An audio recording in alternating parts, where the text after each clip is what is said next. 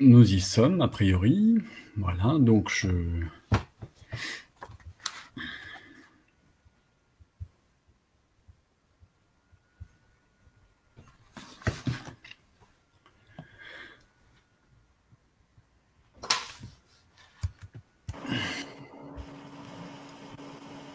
Bonjour à tous et bonjour à toutes, puisque nous sommes maintenant en live sur le site Facebook des Bibliothèques de Paris.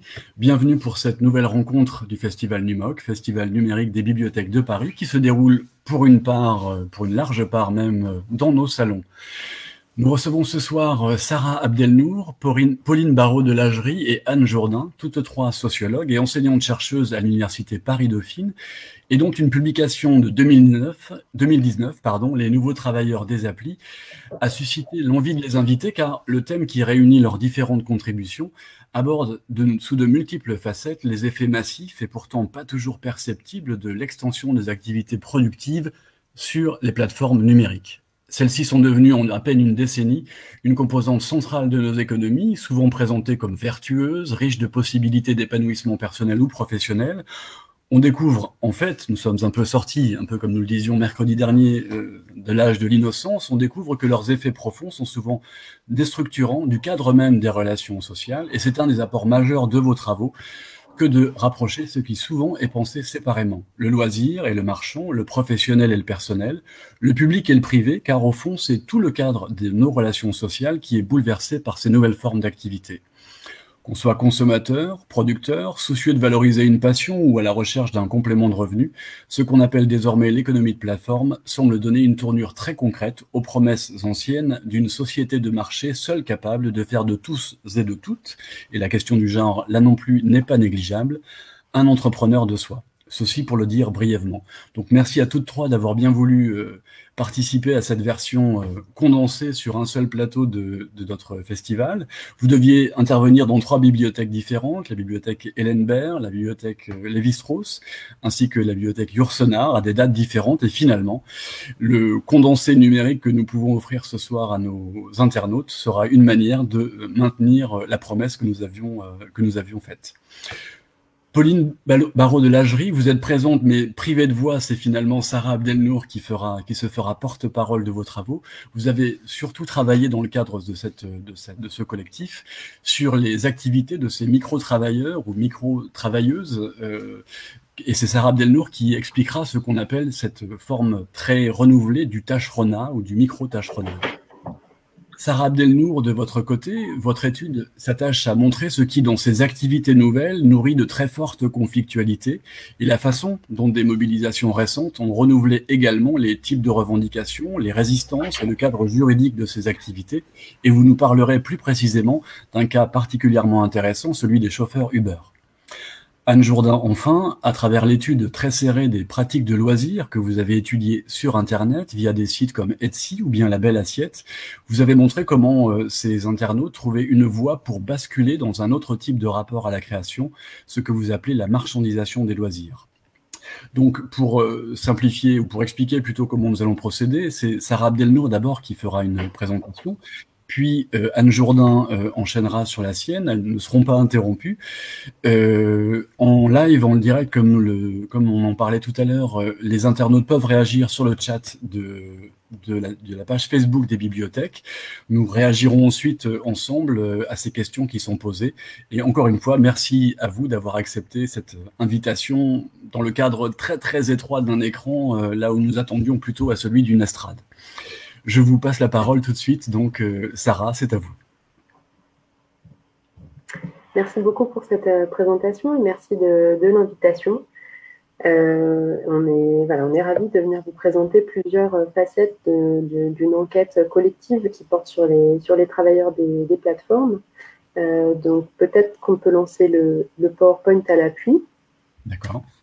Oui, je pense que ça pourra guider.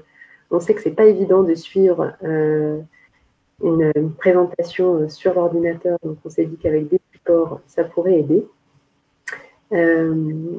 Est-ce que vous pouvez le passer en plein écran, peut-être? Ah oui, pardon, c'est à moi de faire ça. Hop. Oui. Alors, je n'ai pas tous les pouvoirs, en fait. Ah, parfait, j'ai vu. Et c'est moi qui navigue, ça? C'est ça, c'est vous. Très bien. Donc, notre enquête sur les plateformes. Donc, vous allez voir apparaître différentes enquêtes. C'est donc une enquête collective sur les travailleurs des applis aux travailleurs des plateformes numériques. La question initiale qu'on avait à cœur d'investiguer, c'est dans quelle mesure les applications numériques ou les sites Internet, enfin ces nouvelles interfaces, dans quelle mesure elles ont un impact sur les manières de travailler et sur les statuts d'emploi. On a envisagé, un peu comme un préalable, mais qui a été plutôt conforté par les enquêtes qui ont été menées, on a envisagé les plateformes numériques non seulement comme des innovations techniques ou technologiques, mais aussi comme des nouveaux espaces qui modifiaient les règles du jeu en matière de travail et d'emploi, et notamment comme des espaces de contournement de ces règles. L'enquête collective, alors je ne vais pas citer tous les participants de cette enquête. On est une quinzaine de sociologues et de juristes à avoir travaillé depuis quelques années maintenant, depuis presque 4 ans, sur plusieurs facettes du capitalisme de plateforme qui vont du beurre à la ruche qui dit oui, en fait, plein d'interfaces différentes qui sont des entreprises capitalistes. On a mis de côté ce qui pouvait relever davantage du secteur associatif ou non lucratif. Différentes plateformes, différentes interfaces qui permettent de commander du travail et de commander des produits qui ont nécessité du travail. On a essayé à plusieurs d'envisager la diversité de ces formes de travail qui ont lieu sur des plateformes en ligne. Donc, du micro-travail, dont je vais vous dire quelques mots à la place de Pauline, malheureusement à Faune depuis 1 ou 2 jours. De ce micro-travail qui génère seulement quelques euros par mois, jusqu'aux chauffeurs VTC, chauffeurs Uber, qui sont des quasi-salariés, on en parlera, qui travaillent la plupart du temps à temps plein et un temps plein très plein, puisque ça peut aller jusqu'à 50 ou 60 heures de travail par semaine, pardon, je l'ai mis par mois, mais évidemment par semaine, en passant par les vendeuses et vendeurs d'Etsy, dont Anne Jourdain vous parlera. Alors, moi, je vais vous présenter deux dimensions de ces plateformes, enfin deux exemples spécifiques qui sont assez différents. Les plateformes de micro-tâches, et donc là, je me fais la porte-voix de Pauline, mais aussi de Luc Sigalo-Santos et Julien Gros, puisqu'ils ont travaillé tous les trois sur ces plateformes de micro-tâches. Et puis, je vous parlerai juste après des plateformes de transport type Uber. Donc, d'abord, sur les plateformes de micro-tâches.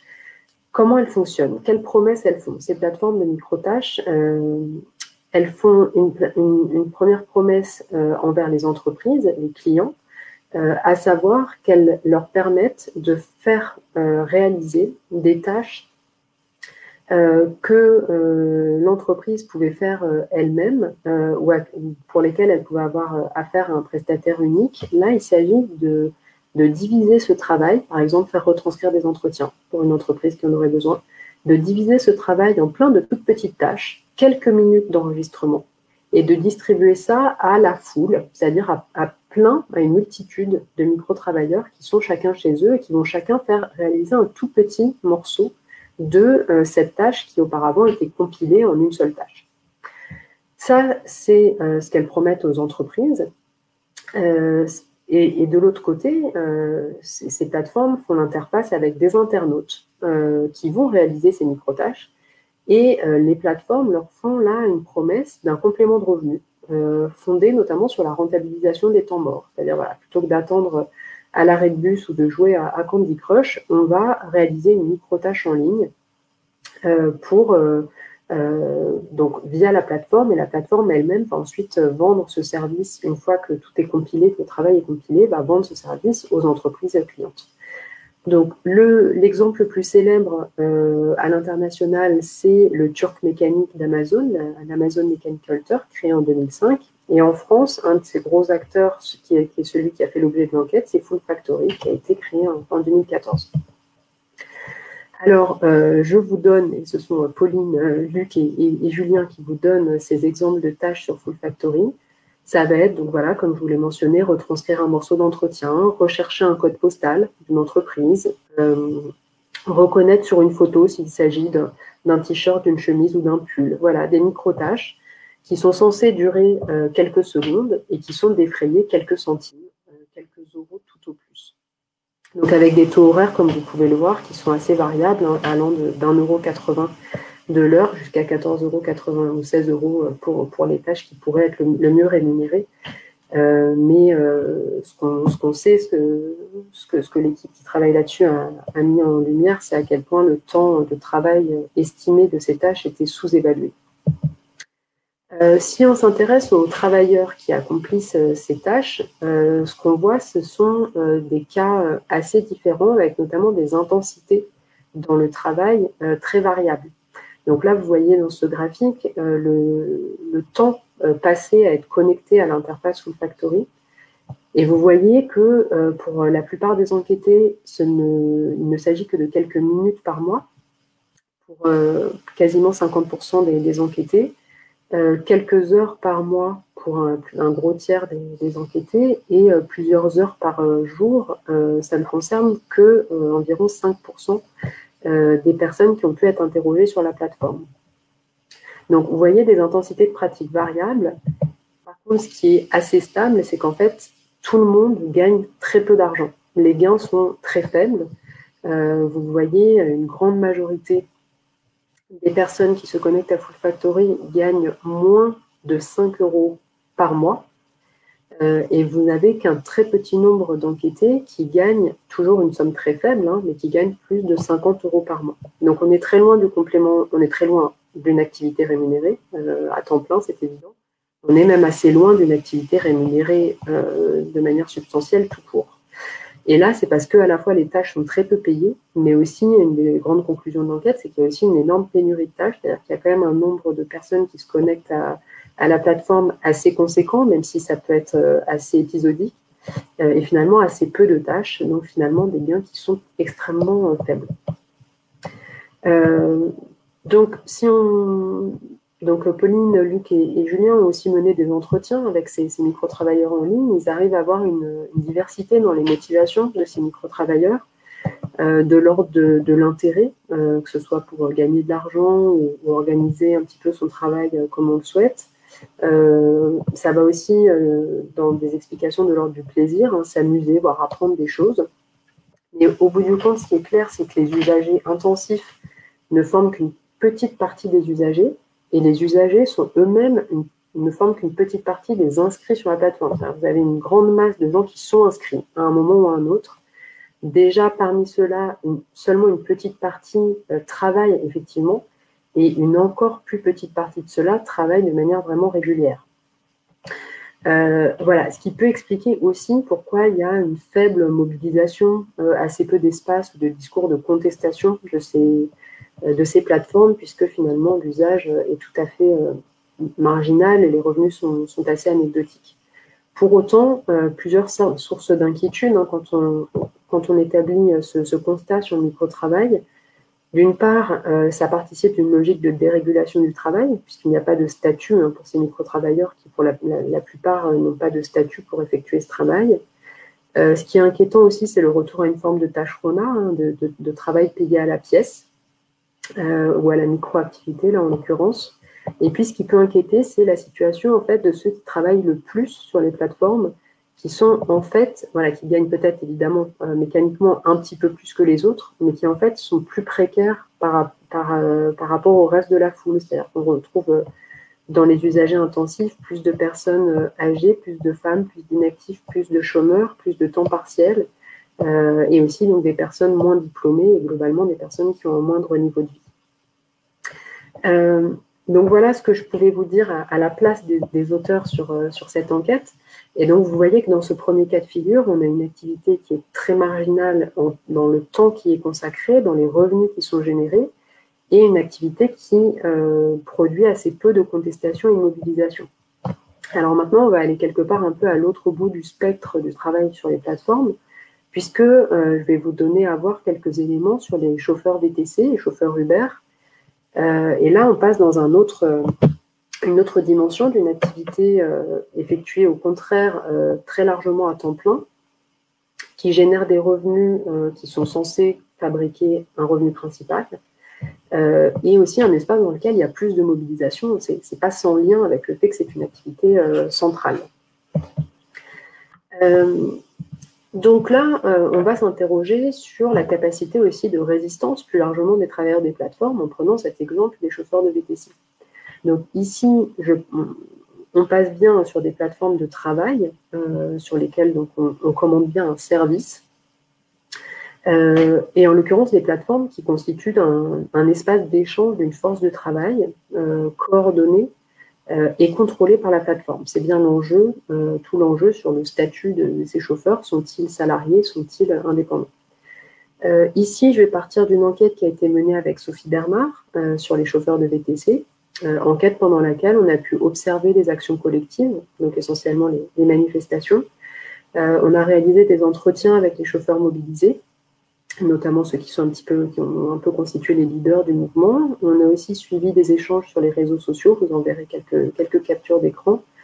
Et puis Sophie, de son côté, a réalisé des entretiens avec des chauffeurs en dehors de la mobilisation, mais qui sont ici assez peu mobilisés.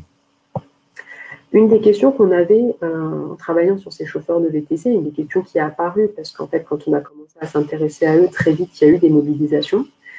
Une des questions qu'on a pu se poser, c'est comment faire grève pour des travailleurs indépendants déjà, donc c'est-à-dire à distance des syndicats, pour des travailleurs qui travaillent à distance, c'est-à-dire qu'on n'a pas le cadre, l'unité de lieu qu'ont les travailleurs des usines, par exemple, quand ils font grève, et aussi des travailleurs qui sont en concurrence, en fait, les uns contre les autres pour obtenir les bonnes courses sur les plateformes. Donc, comment on fait grève quand tout ce qui normalement contribue à pouvoir faire grève n'existe pas? Alors déjà, pourquoi faire grève? Quels sont les motifs de mécontentement de ces chauffeurs Uber, Captain, Hitch et autres plateformes de VTC? C'est quelque part une rupture de courbe, c'est-à-dire que initialement, quand les chauffeurs VTC s'inscrivent, ils espèrent rentrer dans un métier valorisant, un métier lucratif, notamment par rapport à leur situation professionnelle préalable. Donc, ils pouvaient être soit dans le transport, dans la logistique, ou bien aussi des situations de chômage, mais souvent dans des conditions relativement précaires pour ceux qui étaient employés. Donc, il y a cet espoir au début d'une ascension sociale qui explique aussi l'endettement de certains qui achètent une voiture. Cet espoir va être assez vite déçu, puisque les chauffeurs vont être assez rapidement confrontés à une chute des rémunérations, ce qui est lié notamment au changement de politique des plateformes, puisque assez vite, une fois qu'une plateforme s'installe dans un pays ou dans une ville, au début, elle a des tarifs attractifs, elle met en place des primes pour fidéliser la main-d'œuvre des chauffeurs. Et puis, assez rapidement, elle va baisser les tarifs, baisser par exemple le tarif minimal de la course, elle va augmenter la commission. Après, ce qui a diminué les revenus des chauffeurs, c'est qu'il y a l'arrivée d'une grosse concurrence. Alors, les lotis, je ne rentre pas dans le détail, mais c'est un ancien statut qui date des années 80, qui permet à la fois de travailler comme transporteur, mais aussi d'avoir des salariés. Donc, il y a eu une arrivée massive de chauffeurs. Les chauffeurs voient aussi leur rémunération baisser, puisque souvent, quand ils démarrent l'activité pour les plateformes, ils bénéficient d'aides sociales, que ce soit le chômage ou bien des minima sociaux. Et ça, assez vite, sont des aides qui vont diminuer, voire s'arrêter. Et donc, ça participe aussi de ce changement de situation des chauffeurs. Après, l'autre dimension qui vient balayer un peu les espoirs initiaux des chauffeurs, c'est de se rendre compte progressivement qu'ils sont dépendants. Ils sont dépendants déjà financièrement, puisqu'ils travaillent à crédit quand ils ont acheté une voiture ou bien quand ils la louent. Ils se rendent compte progressivement qu'ils n'arrivent pas à se constituer une clientèle en dehors des applications. Ils se rendent compte que les applications limitent très sérieusement leur autonomie au travail, puisqu'en fait, il y a des créneaux qui sont rentables, d'autres qui ne le sont pas. Les chauffeurs sont évalués, les chauffeurs peuvent être sanctionnés quand ils refusent des courses.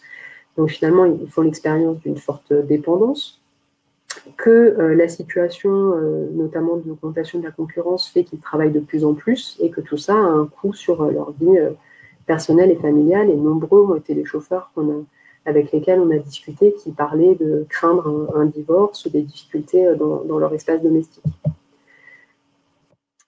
Pourtant, face à tout ce mécontentement, c'est pas évident, évidemment, pour des indépendants qui travaillent en ligne de se mobiliser. Les obstacles sont nombreux. C'est d'abord les obstacles classiques des travailleurs précaires, un travail atomisé, des revenus précaires, des statuts précaires, une faible ancienneté professionnelle, ou encore le fait de travailler dans un secteur dans lequel il n'y a pas d'implantation syndicale. Là, ce sont en plus les obstacles des indépendants, le fait qu'ils soient en concurrence, le fait qu'ils soient encore plus à distance des instances collectives et des structures de représentation. Et puis, la spécificité des travailleurs des plateformes, c'est que, notamment des VTC, c'est que la grève a un double coût pour eux, puisque pendant les actions collectives, les manifestations, non seulement ils n'ont pas de revenus, mais en plus, ils ratent les majorations de tarifs qui ont lieu pendant les mobilisations.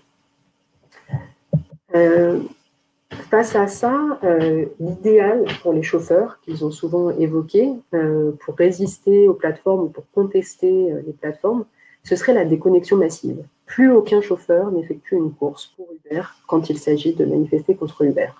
C'est l'idéal, mais c'est un idéal qui ne fonctionne pas, puisque voilà, c'est quelque chose qui est très régulièrement commenté sur les réseaux sociaux. La déconnexion massive, ça ne fonctionne pas. Il y aura toujours des esclaves qui courent derrière la majoration. Voilà, c'est un extrait d'un forum Facebook de chauffeurs. Et donc, finalement, les chauffeurs mobilisés vont passer de cet idéal de la déconnexion massive à un mode de contestation qui est plus réaliste, qui est le pouvoir de nuisance, qui va notamment se concrétiser dans des blocages routiers, des blocages de grands axes, des blocages aux abords des aéroports, les blocages de grandes places parisiennes. Et puis, un petit peu comme les grèves plus traditionnelles dans le monde industriel, les chauffeurs vont aussi mettre en place une sorte de punition des jaunes, de ceux qui continuent à travailler pendant les grèves, qui consiste en un mode d'action relativement ludique qu'ils ont appelé les crêpes-parties, puisqu'il s'agit de lancer de la farine et des œufs sur les voitures de ceux qui continuent à travailler. Deux modes d'action pour finir ma présentation. Les chauffeurs qui sont mécontents et qui arrivent à se mobiliser, assez vite, ils ont formé des collectifs qui sont des structures syndicales ou parasyndicales dès 2015, assez rapidement. Deux modes d'action essentiels. D'une part, s'adresser aux plateformes en les chahutant, et puis d'autre part, ce sera mon dernier point, s'adresser aussi au pouvoir public. Alors, comment ils s'adressent aux plateformes ? Il s'agit quand même pas mal de les chahuter. Voilà, on a choisi un peu ce terme avec Sophie, c'est-à-dire cette forme un peu de... alors eux, ils parleraient plus volontiers de bordélisation. On a choisi le terme chahuter, opérations pendant lesquelles il s'agit à la fois de dénoncer les pratiques des plateformes, parfois aussi d'essayer de négocier. C'est un petit peu entre les deux. Parfois, c'est sous une forme plus conflictuelle. Parfois, il s'agit davantage de chercher de la négociation. En tout cas, ce sont des actions qui sont menées au siège des plateformes, devant ou à l'intérieur. Actions pendant lesquelles on rencontre un peu deux franges des chauffeurs mobilisés. Il y a un petit peu deux manières de se mobiliser, deux identités auxquelles les chauffeurs peuvent se raccrocher. Soit se raccrocher plutôt à une communauté professionnelle haut de gamme,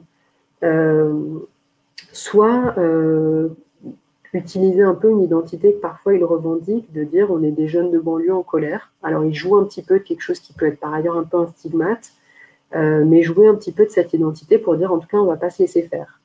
Et ils jouent un petit peu sur ces deux franges pour dire voilà, on fait des actions pacifiques, mais si jamais ils ne nous écoutent pas, comme on l'a mis dans la citation que vous voyez à l'écran, si ça ne marche pas, la branche dure, ce sera des scooters et eux, ils vont casser. Voilà, donc ça peut être ces actions au siège des plateformes, mais aussi des blocages des centres d'accueil des chauffeurs pour essayer de bloquer un petit peu le travail. Et dernier type d'action menée par les chauffeurs, enfin deuxième plutôt grand volet d'action, c'est d'interpeller les pouvoirs publics. Beaucoup de chauffeurs mobilisés sont un peu résignés sur le fait que les plateformes vont vraiment améliorer leurs conditions de travail. Et ils vont finalement avoir un petit peu plus d'espoir dans ce que peuvent faire les pouvoirs publics. Et donc là, ce sont d'autres types d'actions. Ça va être des actions plus symboliques devant les lieux de décision politique, devant le ministère, devant le Sénat, avec plutôt un mouvement qui va s'institutionnaliser. On va plus volontiers envoyer des représentants dans ces mobilisations-là. Donc, plutôt des gens des représentants qui émanent des structures syndicales, avec un discours un petit peu plus politisé qui consistait à dénoncer l'ubérisation plus générale de la société, le fait que ces entreprises ne payent pas leurs impôts, enfin, un discours qui va être plus politique et un petit peu dépasser les questions plus techniques du tarif minimum ou de la commission. Donc ça, voilà, une manière d'interpeller les pouvoirs publics. Et puis, dernier mode d'action, le fait de recourir à la justice avec un ensemble de procès, de plaintes qui vont être déposées au prud'homme, donc essentiellement pour demander la requalification vers le salariat des chauffeurs. Et ça, ces actions-là, alors c'est un dénouement qui n'en est pas tout à fait un, mais il y a une décision importante de la Cour de cassation en mars 2020 qui est venue confirmer le jugement qu'un chauffeur VTC était bien salarié de la plateforme pour laquelle il travaillait. Voilà, c'est pas un jugement définitif, la jurisprudence n'est pas totalement stabilisée, mais c'est une décision assez importante. Il y en avait déjà une précédemment, à la fin de l'année 2018, qui requalifiait un livreur à vélo en salarié. Et donc là, voilà, en mars 2020, il y a eu cette décision de requalifier aussi un chauffeur VTC. Voilà pour ce que je pouvais vous dire, donc de deux facettes assez différentes du travail en ligne, micro-travail d'un côté, chauffeur VTC de l'autre. Et je vais passer, je pense, la parole, je ne sais pas si vous voulez reprendre la parole en transition ou passer la parole à Anne pour parler des vendeuses et des vendeurs sur la plateforme Etsy. Alors, je reprends la parole, mais c'est surtout pour reprendre la main et faire disparaître votre PowerPoint. Voilà, c'est fait. Merci beaucoup, Sarah Abdelnour. Pour que ce soit bien clair pour ceux qui nous suivent, celles qui nous suivent, les questions qui arrivent sur le chat que vous voyez à droite de votre écran, je pense qu'il est à droite pour tout le monde, sont bien consignées et nous allons tenter d'y répondre. En tout cas, on vous les adressera directement après la présentation d'Anne Jourdain. On tâchera d'en regrouper quelques-unes parce que beaucoup tournent autour de questions similaires. Voilà, donc merci pour cet exposé extrêmement clair dans des conditions, encore une fois, assez compliquées. Donc je vais tenter la même manipulation pour que seule Anne apparaisse à l'écran. Donc Anne, c'est à vous. Je tente... Voilà, donc vous êtes seul à l'écran pour le moment et je vais passer votre PowerPoint en même temps, je présume. Ou bien j'attends que vous me faites signe quand vous êtes prêt mettre à l'écran, effectivement. Parfait. Et je vais le mettre en format diaporama en espérant que ça fonctionne d'emblée. Parfait. Voilà.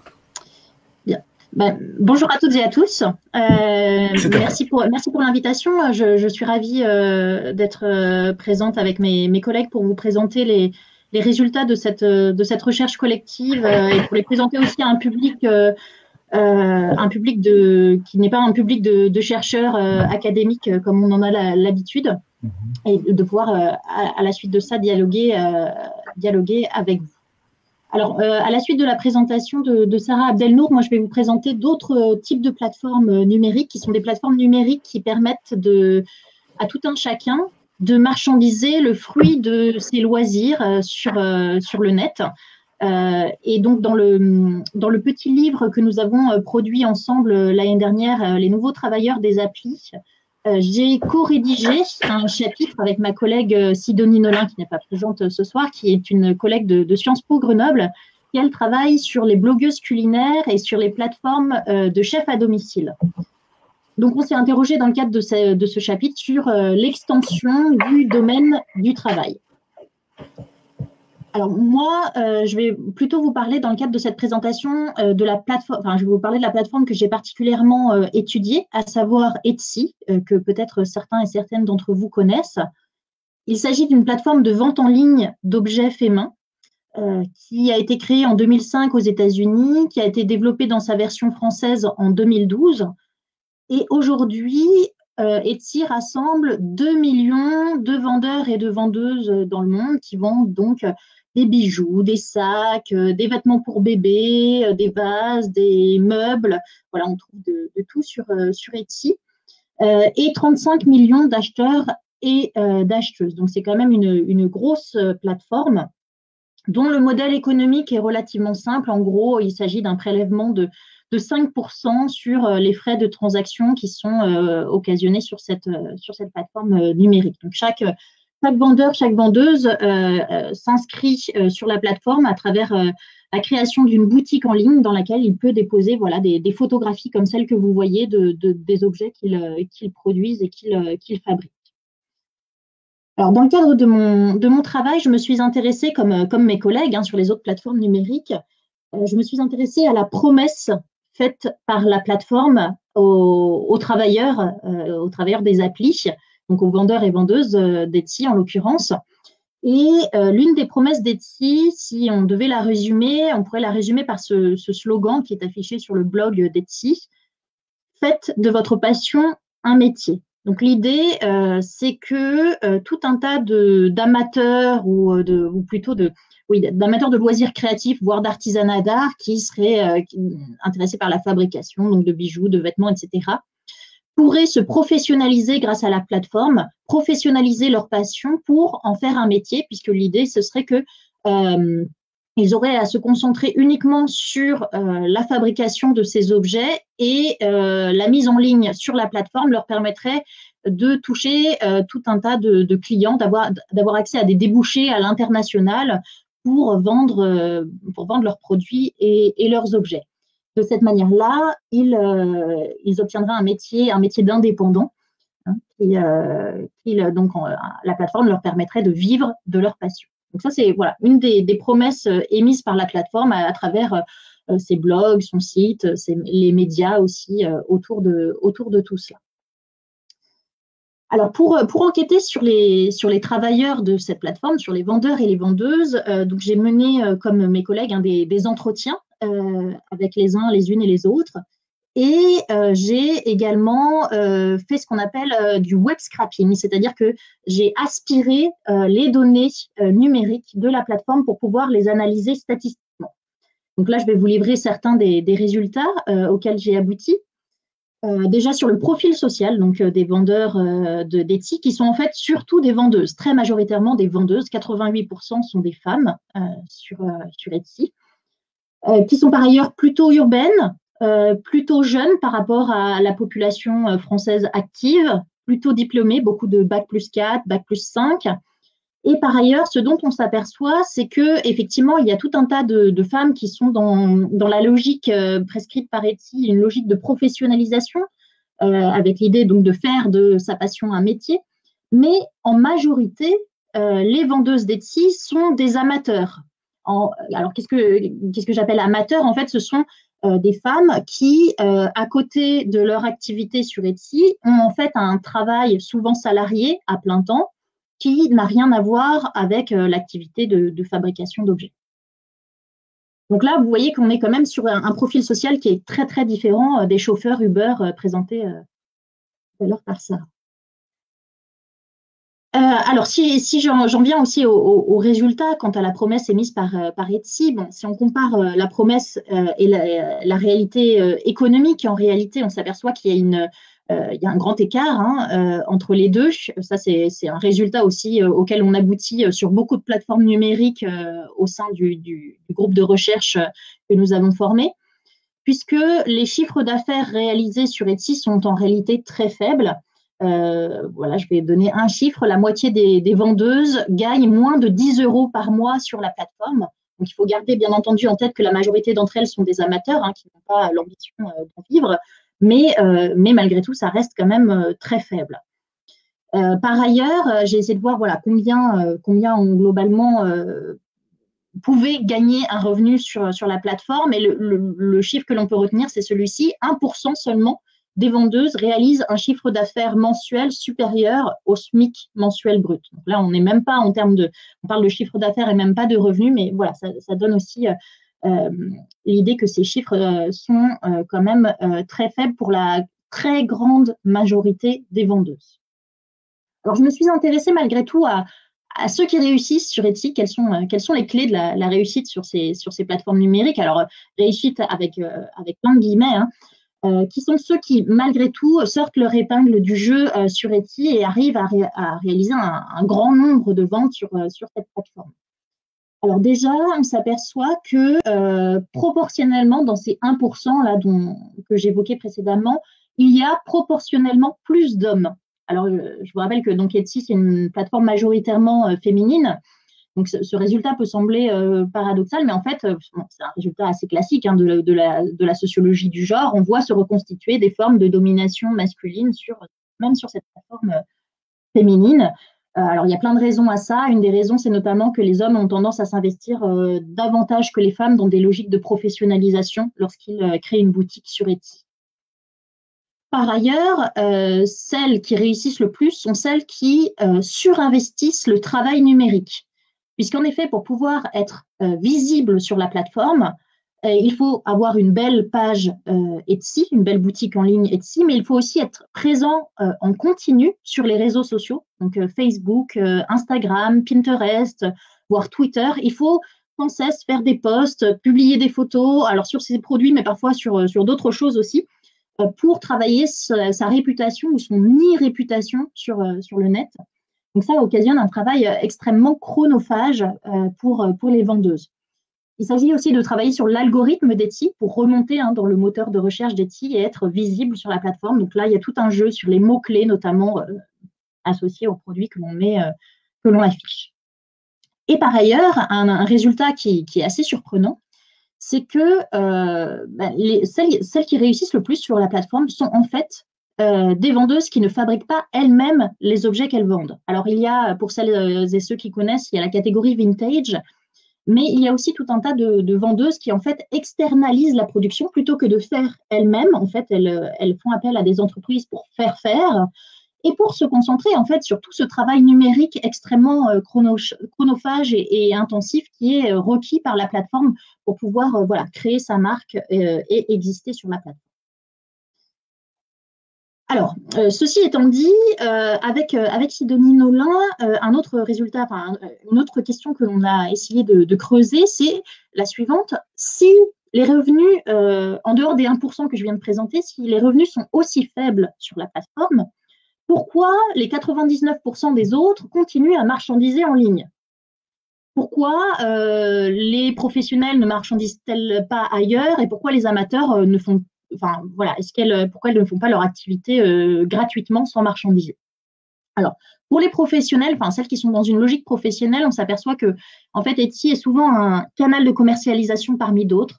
Elles ont à côté un site internet, elles ont à côté des boutiques, des expositions physiques, pour marchandiser leurs produits.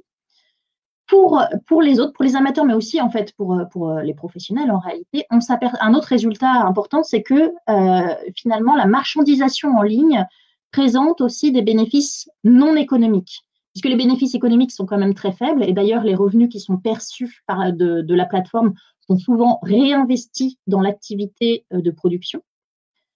Eh bien, en fait, les vendeuses vont se raccrocher à tout un tas de bénéfices non économiques qui sont importants pour elles. Alors, parmi ces bénéfices, on peut noter le fait de développer son loisir, puisque créer une boutique Etsy, c'est aussi rationaliser en quelque sorte son loisir et le développer par ce biais-là. Un autre bénéfice, c'est la sociabilité qui est permise par la boutique Etsy. Alors, ça peut être les forums en ligne permis par Etsy, dans lesquels on va discuter de tout et de rien, pas forcément des produits Etsy. Ça peut être de l'éducation des enfants, par exemple. Mais aussi une sociabilité hors ligne, puisqu'il y a des groupes locaux Etsy qui sont créés en France. Un autre bénéfice, c'est la reconnaissance sociale, puisque, en fait, à travers la mise en place d'une boutique Etsy, ces femmes vont pouvoir obtenir un certain statut par rapport à leur famille, par rapport à leurs amis, leur montrer leur boutique Etsy et faire reconnaître leur activité de fabrication d'objets. Et enfin, certaines d'entre elles s'identifient à la figure valorisée dans la société contemporaine, la figure de l'entrepreneur. Je vais vous donner l'exemple d'une sculptrice, d'une créatrice de sculpture en papier amateur qui me disait que elle adorait, grâce à Etsy, jouer à la marchande, alors que dans son métier salarié, elle ne pouvait pas mettre en place ce type de compétences. Voilà, je vais m'arrêter là pour cette présentation. Je serais ravie de répondre à vos questions. Voilà, je vous présente juste sur cette diapo deux ouvrages, dont un en anglais qui reprennent les résultats, en partie les résultats que je viens de présenter. Je vous remercie. Merci beaucoup Anne Jourdain, y compris pour avoir mis j'aurais dû faire ça tout à l'heure, une diapo très claire montrant les publications, notamment celle qui nous a tant donné envie de vous inviter. Alors ces deux présentations, enfin ces trois présentations en deux étaient particulièrement riches. Il y a pas mal de questions. La première que je voudrais poser moi, là pour le coup directement, adressée à toutes les deux finalement, c'est autour de cette économie des promesses, finalement promesses technologiques, promesses économique, promesse sociale, enfin de sociabilité. J'ai l'impression, à travers ce que vous disiez, Sarah Abdelnour, tout à l'heure, que la plupart de ces promesses sont en quelque sorte déçues ou en tout cas pas tout à fait atteintes, comme j'imagine la plupart des activités, en tout cas à leur naissance, peuvent être source de beaucoup de conflictualité. On a l'impression du côté des loisirs que comme on part sur plutôt des activités de création, des activités définies par le côté très positif de celles ou ceux qui y participent, elles seraient davantage tenues, un peu comme si on avait autour d'Etsy ou d'autres plateformes. J'ai vu passer tout à l'heure le terme de Ravelry, ça aurait pu être un autre terrain d'étude pour les amateurs ou amatrices de tricot, un peu comme s'ils se reconstituaient autour de la plateforme, ce qui est souvent dit d'ailleurs, une forme de village, mais étendu à un espace infini en quelque sorte. Donc on a l'impression qu'il y a quelque chose qui est davantage positif, alors que du côté économique et de la production marchande, celle des travailleurs d'Uber ou des VTC en général, ces promesses sont moins tenues. Alors du coup la question s'adresse à vous deux, dans les terrains d'enquête que vous avez approchés. Est-ce que vous pourriez qualifier effectivement de promesses non tenues d'un côté versus au contraire des promesses plutôt intéressantes et lourdement positives? Sarah, tu veux commencer peut-être? Je vous laisse. Oui, alors, je trouve intéressante votre expression d'économie des promesses. Hein. On ne l'avait pas formulé nous-mêmes comme ça, mais je trouve qu'il y a quelque chose d'intéressant. Ce que je pourrais dire comme complément d'information sur Uber, il me semble qu'il y a quelque chose d'important qui se joue dans le fait qu'il y ait ce recrutement, qu'il y ait cette mise en valeur par les dirigeants d'Uber comme par les soutiens politiques de l'implantation de ces plateformes. Il y a quelque chose de l'ordre d'une promesse sociale. Les plateformes joueraient un rôle quasiment social en donnant du travail à des jeunes de banlieue. C'était vraiment le sens de l'intervention d'Emmanuel Macron dans le cadre de la campagne présidentielle, quand il était interrogé sur le plateau de Mediapart et qu'il disait effectivement les chauffeurs Uber travaillent effectivement 60-70 heures par semaine, je pense qu'il disait même, il donnait même ce chiffre-là, mais c'est mieux que de tenir les murs de la cité. Et il y a quelque chose de l'ordre d'une promesse aussi sociale qui est faite dans ce sens. Aux États-Unis, c'est aussi beaucoup l'argumentation de proposer du transport à des personnes qui habitent loin et qui n'ont pas de transport public pour se déplacer. Donc, il y a tout cet argumentaire, cette justification sociale de la part des plateformes, qui est évidemment critiquable, c'est un discours qu'on peut déconstruire, mais ils essayent de se targuer un peu de jouer un rôle quasiment social. Et de fait, ils ont un recrutement dans les quartiers populaires qui est pas spontané, qui est organisé. C'est-à-dire qu'il y avait des opérations, notamment l'opération qui s'appelle 70 000 entrepreneurs, une opération dans laquelle il y avait un peu une alliance entre le Pôle emploi et les plateformes pour tenir des stands en bas de certaines cités, en fait, dans certains espaces de quartiers populaires assez densément peuplés. Ils tenaient des stands pour recruter des chauffeurs. Et donc, voilà, en tout cas, c'est à ça que me fait penser votre expression d'économie des promesses, avec effectivement des formes de déception à la clé, parce que ce sont des entreprises qui vont se présenter comme permettant à des jeunes de contourner des difficultés d'accès à l'emploi ou de la discrimination à l'embauche, mais qui vont finalement leur demander parfois un gros investissement financier pour les chauffeurs Uber. Alors, ce n'est pas la même chose peut-être pour d'autres types d'activités, mais là, le coût de la voiture, vu les exigences qui sont attendues sur les véhicules en termes de niveau de gamme, ça demande un investissement économique très fort, et donc la promesse aurait besoin d'être à la hauteur pour compenser cet investissement. Or, voilà, comme je vous l'indiquais, avec les changements de politique tarifaire des plateformes, l'augmentation de la concurrence, c'est vrai que la promesse économique n'est pas tenue, et le rêve d'indépendance non plus, quoi. C'est vrai que c'est quelque chose qu'on connaît, hein, cet idéal d'accès à l'indépendance pour des personnes qui sont dans un salariat assez subalterne, très contrôlé, dont la hiérarchie est vécue très difficilement. Il y a aussi ce rêve d'accès à l'indépendance, mais là aussi, on est quand même face largement à une promesse qui n'est pas tenue, parce que finalement, ils se retrouvent contrôlés. Alors, d'une autre manière, hein, ils n'ont pas un patron sur leur dos, mais ils ont une appli qui les surveille, ils ont des clients qui les notent, ils ont une appli qui les sanctionne régulièrement. Donc c'est vrai qu'à ce titre-là, la promesse est d'indépendance et la promesse financière, mais aussi la promesse d'accéder à un meilleur type d'emploi, ces promesses ne semblent pas réellement tenues. En fait, il y a quelques situations dans lesquelles ça fonctionne mieux pour les personnes qui avaient déjà un véhicule, par exemple. Là, le système peut mieux fonctionner, mais aussi parce que le coût de la voiture est un peu invisibilisé par le fait qu'elle était déjà achetée. Donc, ils l'envisagent plus tout à fait comme un investissement, c'était présenté comme quelque chose qui est déjà là. Mais par contre, pour les autres qui sont obligés de louer ou d'acheter, c'est vrai que la promesse économique s'évapore assez vite. Oui, Anne, peut-être. Oui, je vais réagir également. Juste préciser, vous avez cité le site Ravelry, qui est un site dédié au tricot.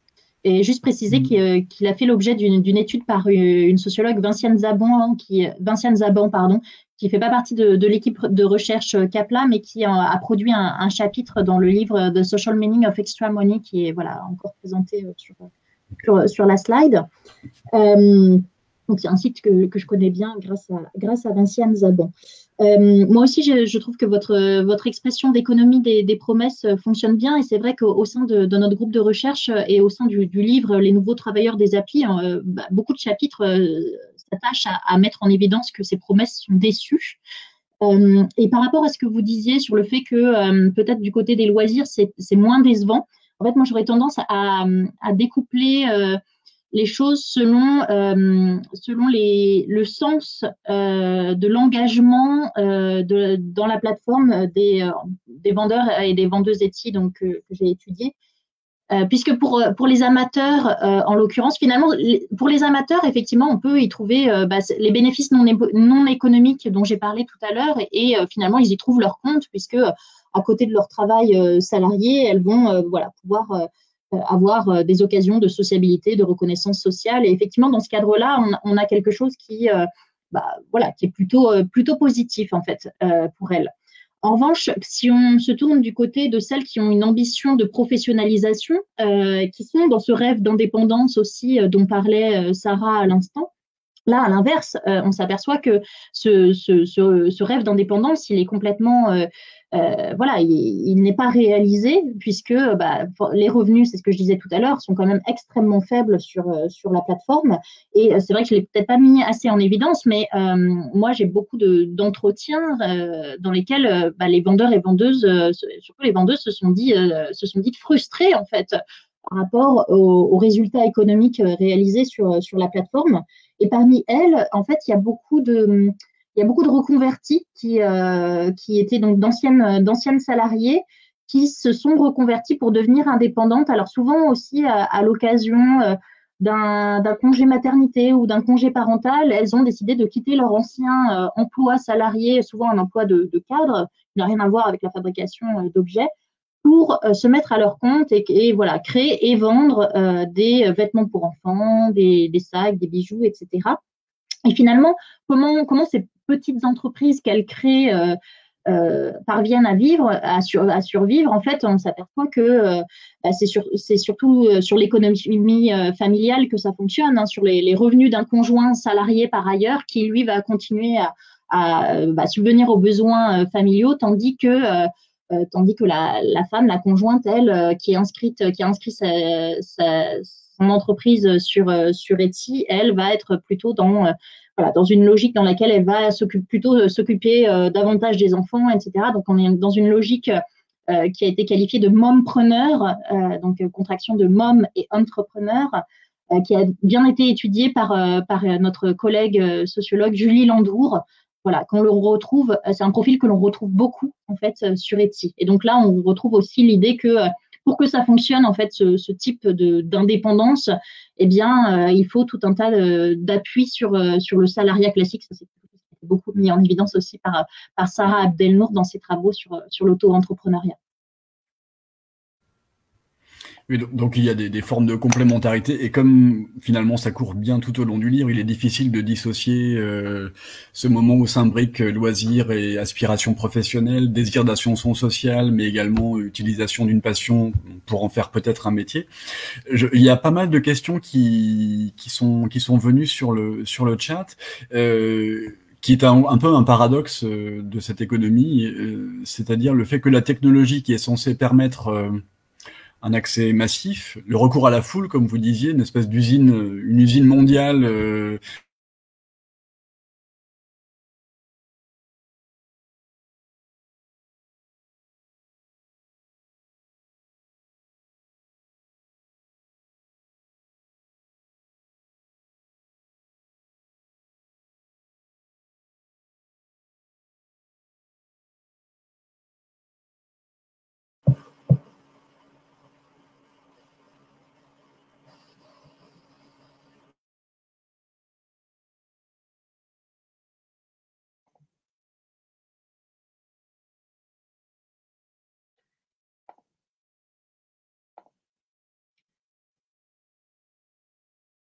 Bon, je crois qu'on a perdu Pascal Ferry. J'ai l'impression... Si, je suis revenu. Oui. Vous m'entendez? Ouf. C'est bon, voilà, c'est l'angoisse dont on parlait tout à l'heure, il a fallu qu'elle soit réalisée. Bien, donc je ne sais plus à quel moment j'ai été coupé, mais je faisais allusion à cette usine mondiale, ou cette division du travail infini en quelque sorte, où même une tricoteuse ou bien une passionnée de travaux manuels peut elle-même faire appel à des sous-traitants pour faire fabriquer les modèles qu'elle a conçus. Je faisais allusion, et c'est peut-être pour ça que j'ai été coupé finalement en cours de route, à un espèce de paradoxe technologique. La technologie est le vecteur ou le moyen par lequel toutes ces promesses pourraient se réaliser, ou en tout cas en partie se réaliser. Et au fond, un ou une internaute, je n'ai pas noté son nom, faisait remarquer que l'intelligence artificielle, qui est peut-être au cœur de tout ça, génère elle-même des formes de tâcheronnage, des formes très très anciennes de travail ou d'activité, et que la technologie ne peut pas toute seule faire les choses. Et je crois que l'internaute disait, au fond, les robots ne font que générer de nouveaux travailleurs exploités. Je ne sais pas si le terme est correct. Est-ce que vous avez vous-même un regard particulier, ou bien vous aviez dit dans Anne Jourdain tout à l'heure que la maîtrise technologique ou des outils numériques était elle-même une source d'inégalité d'accès aux différentes produits. Est-ce que comment dire, l'inégale dotation de chacun des participants ou participantes à ces activités est centrale, ou bien on a l'impression, après quelques années ou voire une décennie, que ces choses se simplifient, et de la même façon que je suis arrivé à vous mettre ensemble sur le même écran, ce qui n'était pas simple au départ, les participants ou les participantes que vous avez interrogés ou approchés, elles-mêmes se familiarisent et finissent par vaincre cet obstacle technologique ou cette difficulté-là. Moi, j'ai un peu perdu le fil avec cette coupure. Peut-être que ma question n'est pas très claire. Non, je pense qu'elle est claire. Je pense que sur la première partie de la question, sur le tâcheronnat, c'est Pauline qui serait la plus à même, sans doute, de répondre. Bon, je ne sais pas si je tente une réponse pour toi, Pauline, ou bon, je tente et tu me dis si je suis dans. Pauline nous avait dit qu'elle interviendrait sur Twitter si jamais, ou qu'elle enverrait un correctif sur le chat si jamais les propos n'étaient pas exacts. Mais je peux à minima dire que ce qu'on observe avec le micro-travail, c'est que parfois le travail humain coûte moins cher que l'intelligence artificielle. C'est la première chose. La deuxième chose, c'est qu'effectivement, comme le dit votre internaute, l'intelligence artificielle a besoin de travail humain. Et par exemple, sur les plateformes de micro-travail, il y a souvent des tâches qui consistent à dire des phrases pour former les robots de la domotique. Par exemple, les enceintes connectées ont besoin de micro-travailleurs. Voilà deux exemples où on voit que l'intelligence artificielle ne permet pas tout. Voilà, comme ça m'aura permis de dire bonjour. Merci infiniment pour cette participation qu'on imagine bien très coûteuse.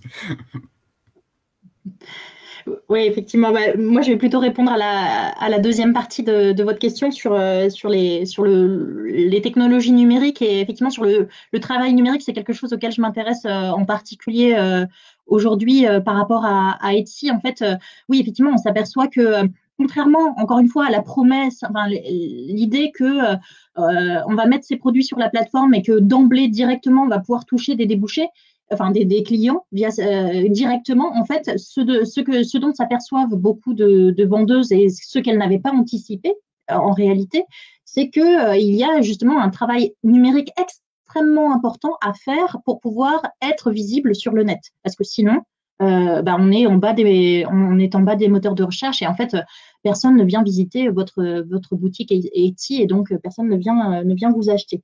Et ce travail-là, qui est un travail aussi de construction de sa notoriété, de sa réputation sur Internet, c'est un travail extrêmement chronophage et qui effectivement dont les compétences ne sont pas également partagées par toutes et par tous. Et c'est vrai que de ce point de vue-là, on peut mettre en évidence des différences générationnelles. Enfin, moi, j'ai rencontré beaucoup de jeunes vendeuses qui avaient ces compétences-là, qui avaient ces compétences-là aussi parce que, telles qu'elles le décrivaient en entretien, depuis qu'elles étaient toutes jeunes, en fait, elles baignaient dans ce milieu-là. Elles étaient intéressées par ça, par les influenceuses, par YouTube, par Instagram, par la manière dont ça fonctionne, etc.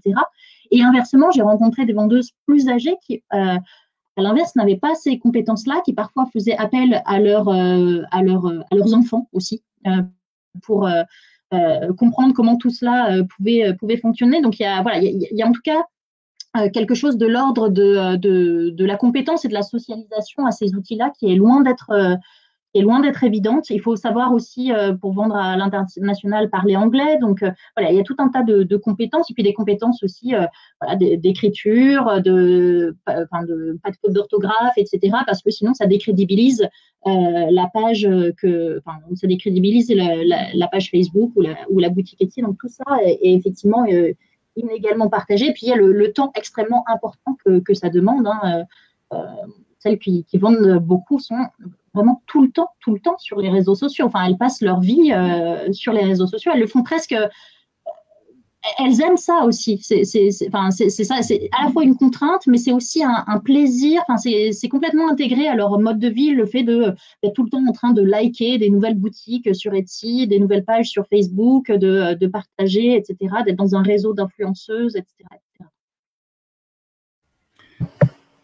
Oui, en plus, nous connaissons toutes et tous, je suppose, des personnes qui se rapprochent un peu de ces profils. Et moi-même, j'ai l'œil rivé sur le nombre de likes actuellement sur notre intervention. C'est difficile de ne pas le regarder. Alors, c'est une question aussi peut-être qui s'adresse à Sarah Abdelnour à propos des chauffeurs.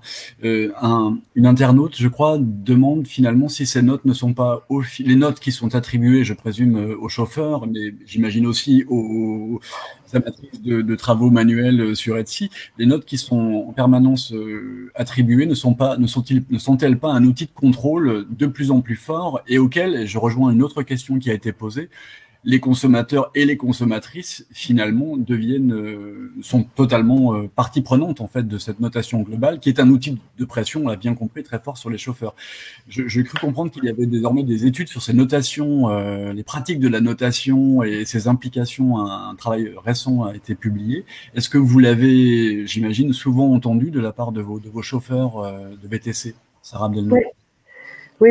Alors, je trouve par ailleurs, pour revenir le pas en arrière, que votre expression, des formules qui viennent vraiment résonner avec ce qu'on fait. Je trouve aussi que mettre en avant cette notion de paradoxe dans ce qu'apporte la technologie, c'est intéressant. Je trouve que j'ai presque tendance, peut-être c'est ce que je pousse un peu loin, mais en fait à dire que pour ce qui concerne les chauffeurs Uber, le fait quand même qu'auparavant on passait par un coup de fil pour commander un taxi, puis que maintenant on passe par un clic sur le smartphone, me fait quand même régulièrement douter de l'impact de vraiment l'innovation technique qu'il y aurait là.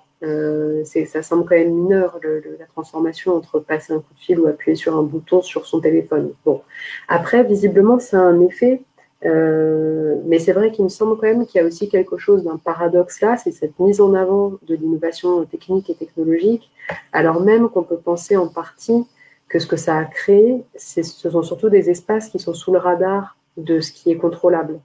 Le fait de passer dans ces espaces numériques, en fait, ce sont des espaces qui sont difficiles à contrôler.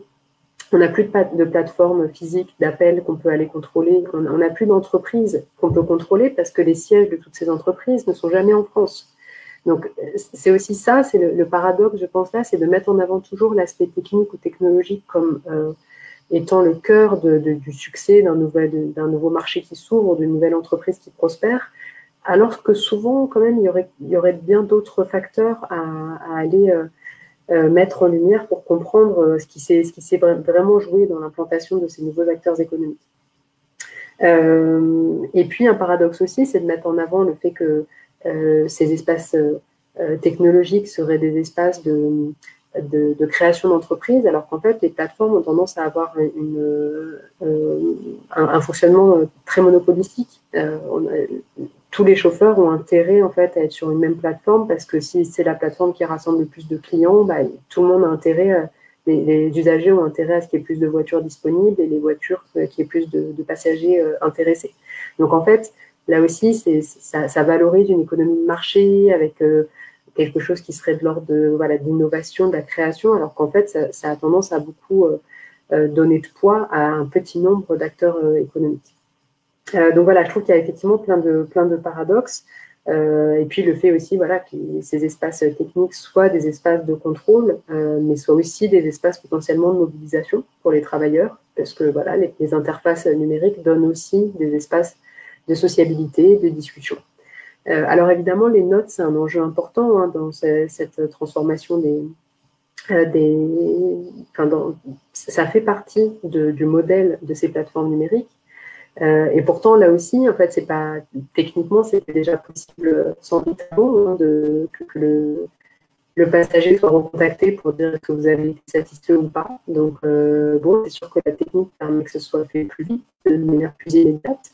Mais voilà, là aussi, on pourrait questionner vraiment le rôle même de la technologie dans ça. En tout cas, de fait, ça s'est développé avec ces nouveaux acteurs, qui sont des acteurs essentiellement qui fonctionnent par des interfaces numériques. Et c'est vrai que les notations des clients sont quelque chose d'important. Pour les entreprises, c'est une manière, là encore, d'économiser. Ce ne sont plus à elles d'organiser la surveillance des travailleurs. C'est sous-traité aux consommateurs. Il y a plusieurs chercheurs qui avaient mis en avant toutes ces formes de travail qui sont déléguées de l'entreprise vers le consommateur lui-même.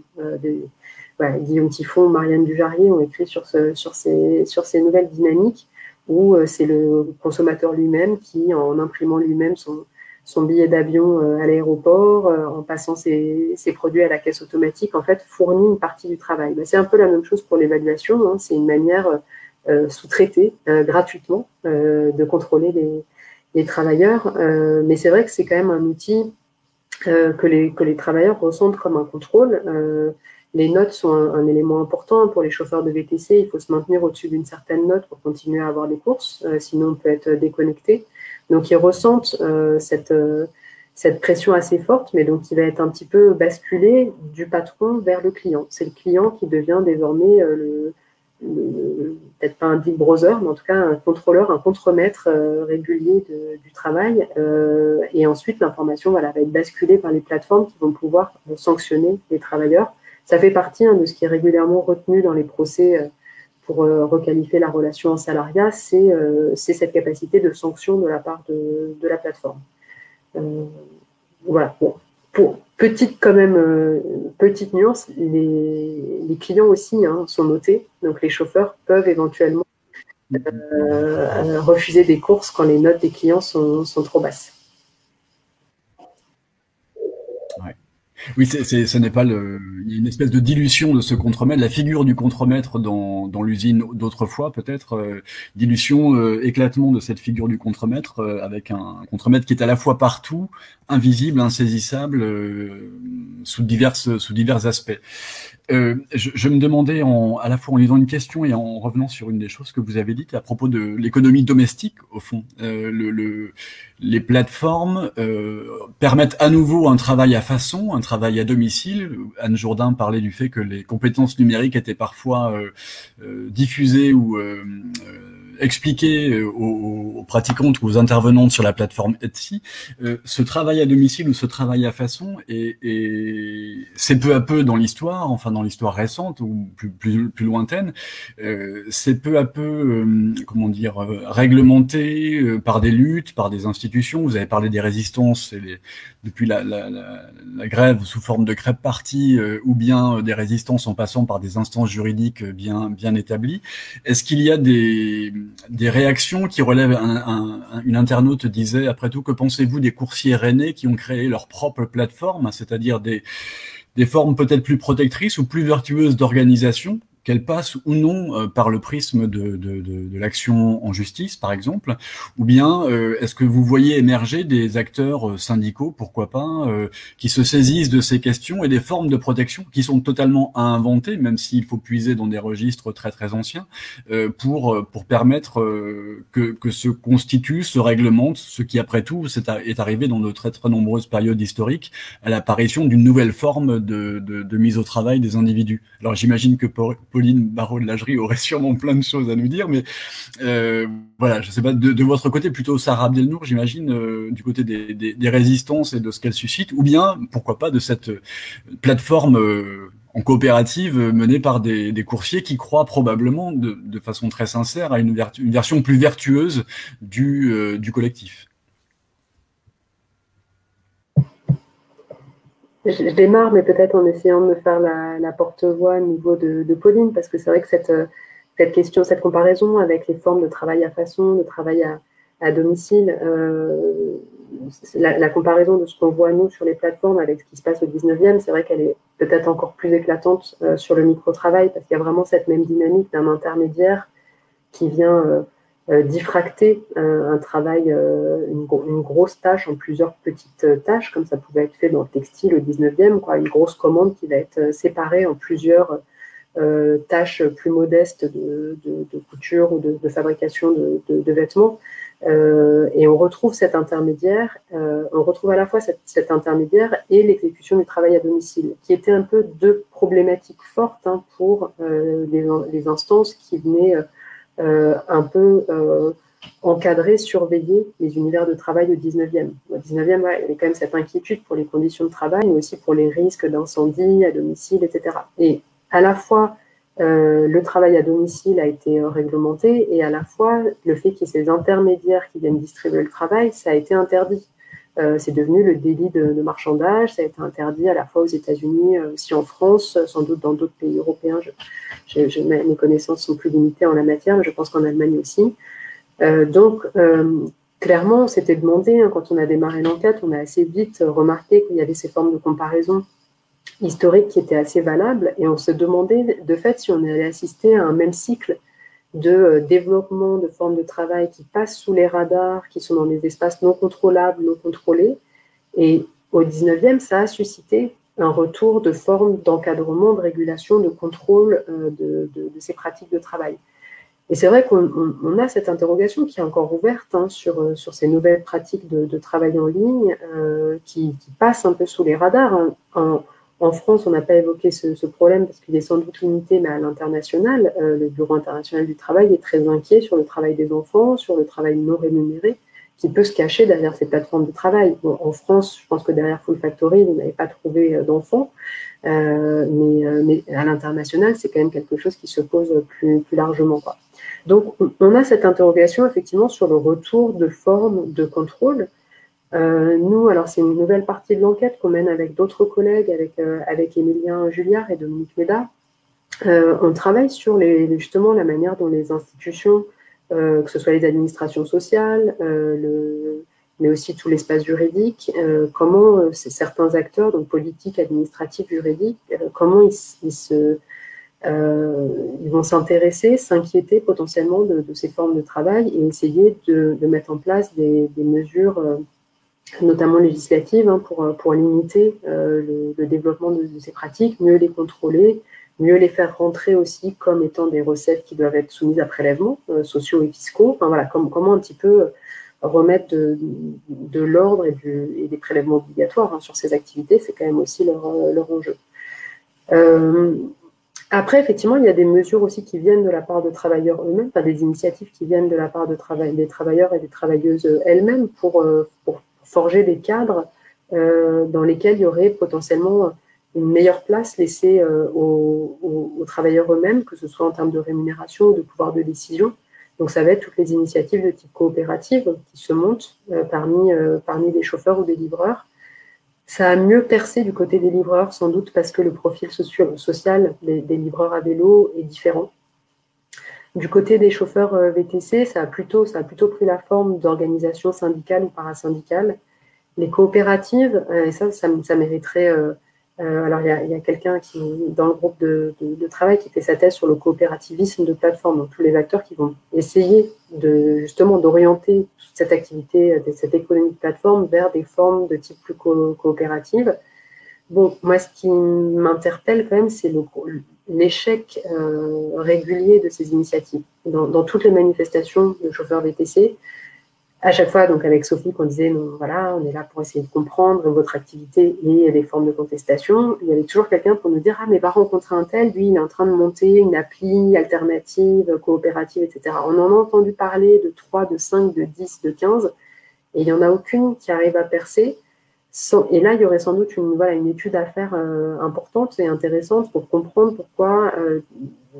comment les grandes plateformes de type capitaliste, avec financement par levée de fonds financiers, sur les marchés financiers, comment elles empêchent aussi l'émergence d'autres formes d'entreprises dans lesquelles il y aurait des commissions plus faibles, un droit de participation des travailleurs aux décisions qui sont prises, etc.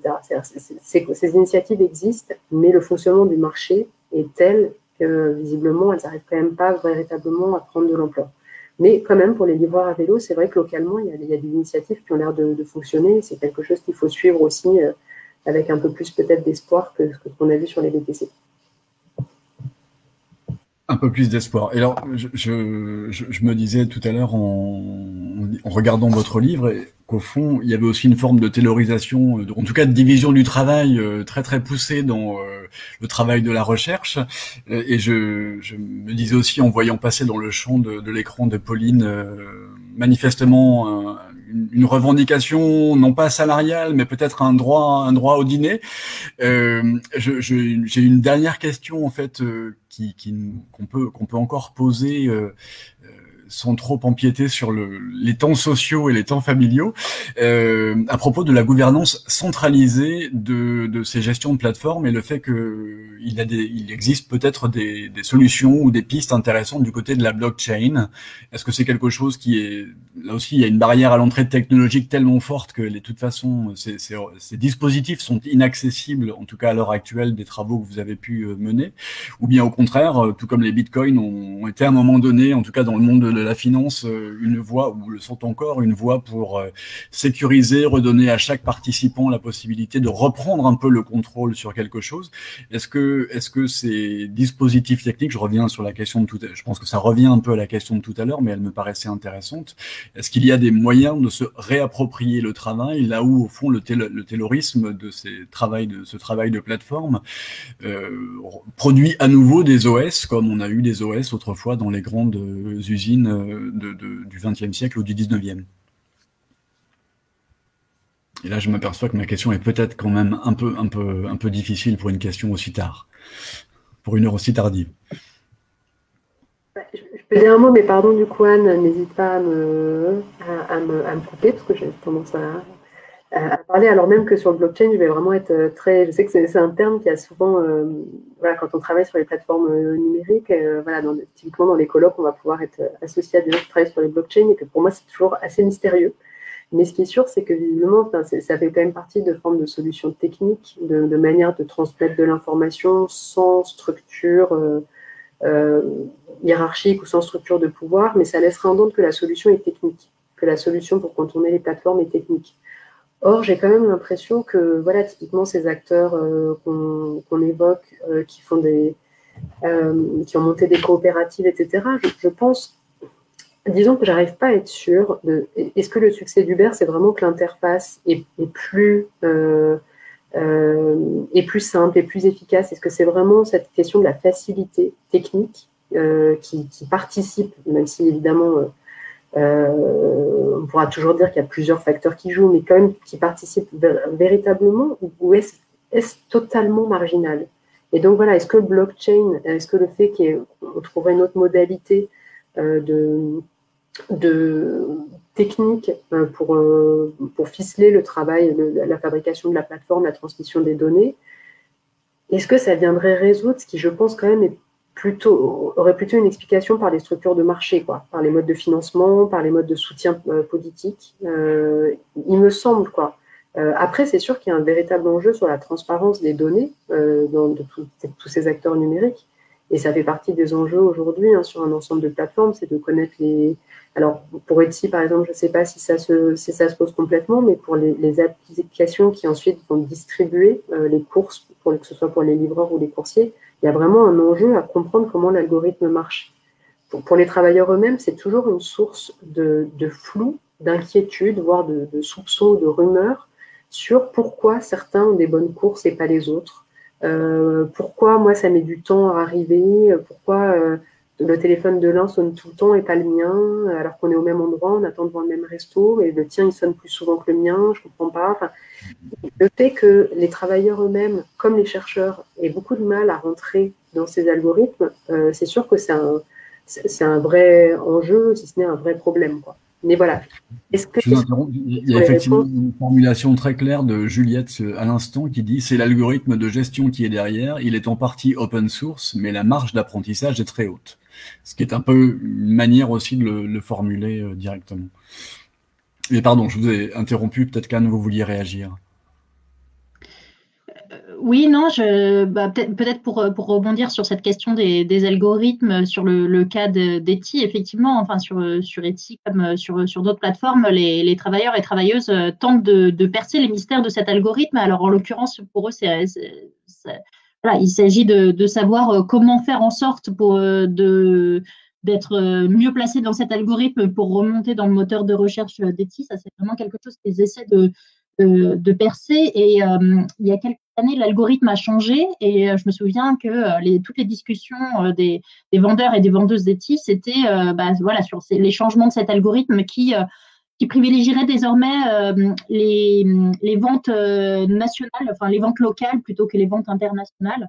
Donc, il y a tout un tas de boutiques. Et là, on retrouve aussi la dépendance des travailleurs et des travailleuses vis-à-vis de la plateforme. Il y a tout un tas de boutiques qui vendaient à l'international, qui ont vu leurs ventes chuter du fait de ce changement d'algorithme, alors que justement, elles travaillaient dans l'optique du premier algorithme, quoi. Donc, ça, effectivement, c'est aussi un des aspects importants de la dépendance des travailleurs et des travailleuses vis-à-vis des plateformes numériques.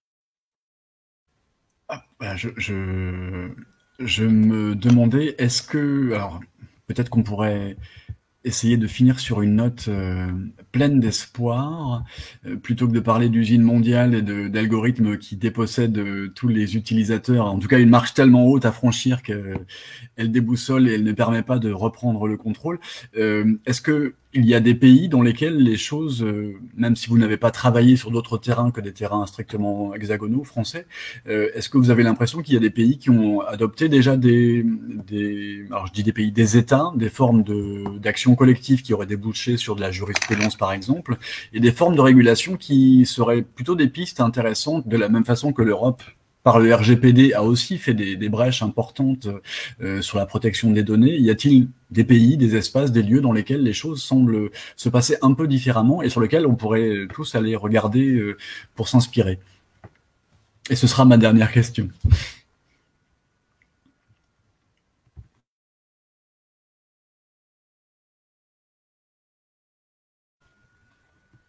Non, elle ne... Si, voilà. Sarah. J'aurais pas dû poser cette question l'an dernier. Voilà, je suis désolé. Mais je cherchais un espace différent. Je pense, mais peut-être que Pauline, si elle a un filet de voix, peut-être elle va en dire quelque chose, parce que je pense que, en tout cas, des réponses un peu institutionnelles, enfin, qui viennent pas forcément de la part des institutions, mais qui sont quand même instituées. Ça s'est passé notamment sur le micro-travail. Il y a des plateformes en ligne qui viennent un petit peu noter les entreprises qui donnent du travail sur ces plateformes. Donc, c'est la plateforme Fair Crowd Work, je pense, si je ne me mélange pas. Il me semble que ça a été aussi à l'initiative du syndicat allemand IG Metall, si je ne me mélange pas, c'est ça. Donc voilà, c'est une initiative qui vient en partie d'acteurs traditionnels du monde du travail, qui vont mettre des plateformes qui redonnent un peu de transparence sur la plus ou moins bonne qualité des entreprises qui donnent des tâches, c'est-à-dire est-ce qu'elles payent à temps, est-ce qu'elles payent comme prévu, enfin voilà, je pense que c'est un peu, donc ça, bon, ça modifie pas véritablement ni les statuts d'emploi ni les conditions de travail, mais ça donne au moins un peu de transparence sur les pratiques de ces entreprises. Bon voilà, c'est un peu la première voilà, Pauline m'indique sur notre petite fil de conversation, voilà, que c'est de la régulation de type soft law, quoi. C'est-à-dire que c'est pas de la loi en dur qui peut donner lieu à de la contestation, à du contentieux juridique, quoi. Ce sont des bonnes pratiques, ce que par ailleurs Pauline connaît bien pour avoir travaillé sur les régulations de chaînes de valeur internationales et la responsabilité sociale des entreprises. Donc tous ces dispositifs qui sont quand même plutôt moins protecteurs que du droit pur et dur, quoi. Après, localement, il y a quand même des décisions assez variées, hein, comme sur les travailleurs. Par exemple, sur les VTC, localement, il y a pu y avoir des décisions qui viennent un peu réguler l'export des plateformes, notamment à New York. Hein, on n'est pas dans un pays spécialement connu pour son droit très protecteur, mais en fait, bon, la situation américaine est plus ambivalente que ça, entre les décisions californiennes de requalifier plus massivement que ça se fait jusque-là les travailleurs des plateformes en salariés. Il y a aussi des décisions à New York pour limiter l'augmentation des chauffeurs Uber. Donc, il y avait une sorte de numerus clausus, quoi, un nombre maximum de chauffeurs Uber qui étaient autorisés en ville. Donc voilà, il peut y avoir comme ça une multitude à la fois d'initiatives syndicales, parasyndicales, de transparence sur les pratiques des entreprises, de décisions un peu de politique locale pour juguler aussi voilà, sur les chauffeurs Uber, il y a aussi un enjeu à avoir cet afflux de voitures qui saturent en partie certains axes, qui polluent. Enfin voilà, il peut y avoir des décisions d'ordre assez différents qui vont pouvoir aussi limiter un peu l'emprise de ces entreprises et y compris aussi pour certains acteurs la défense des métiers qui ont été impactés, donc la défense des taxis, la défense des hôteliers pour Airbnb, la défense des acteurs qui existaient auparavant, parce qu'on met beaucoup l'accent sur ce que ces plateformes créent comme activité, comme on dit emploi, mais c'est du travail, c'est pas de l'emploi, mais ils ont aussi mis à mal certaines entreprises qui fonctionnaient avant sur d'autres modèles. Et donc parfois, voilà, ça va être aussi en défendant ces entreprises qui existaient auparavant que certains acteurs vont mettre des coups d'arrêt. Voilà, c'est peut-être plus le cas encore pour Airbnb, mais qui est un terrain qu'on n'a pas trop étudié dans le cadre de notre collectif de travail.